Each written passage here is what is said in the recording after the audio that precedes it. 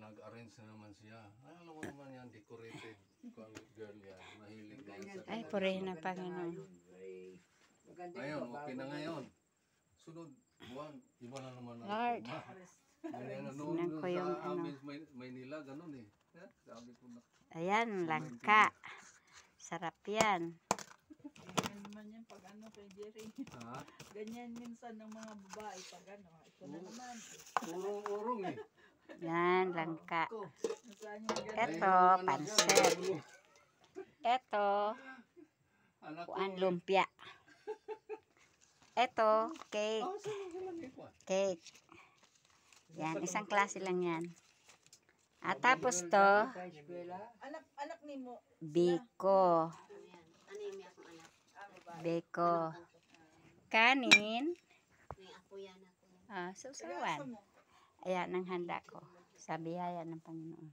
Norte sila, south naman ako. Purihin ng Dumagiti Panginoon. din ako eh.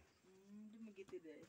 Kala ko Hi guys. Ano,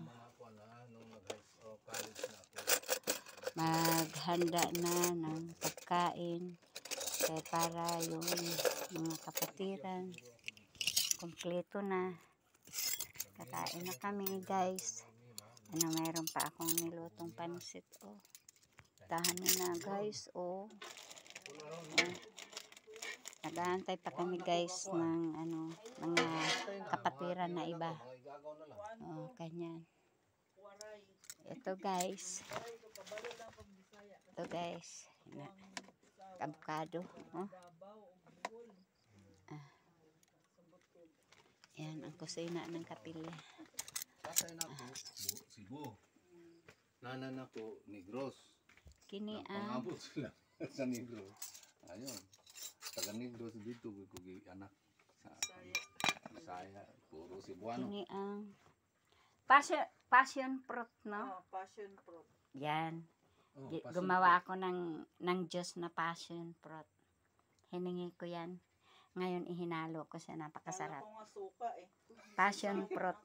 Passion fruit. Kuan man ni, yung Ano na nahinog? kuan man to, Nahinog na? kuan man to, tang. Tang na orange. Nagsilog yung mga bunga. Pag yelo kuya, yun na yung hinog. Oh, yellow naman yan. Yan ang nahulog man. Hinog na yun. Hilog na, pag nalaglag na. Yan man. Hinog na rin yun. Kasi maasim pa. Ha? Hulat-hulat na nimog mo. Dilaw-dilaw. Nahulog. Bisag nahulog na siya, mahinog na. Ito. Purihin ng Panginoon. Gihapon na. Dagko niya. Hindi pa nadating yung mga kapatiran, guys. Nantay ko, guys. Ang ganda ng kapilya. Ang ganda ng ano. Nahulog. Purihin ng Sagdaan na Panginoon. lang. Dami na siya, ano, Si Brad Jerry ngayon yung nagmimensahe. Oo. Purihin Si ng Panginoon. Vilma ang kusog mo.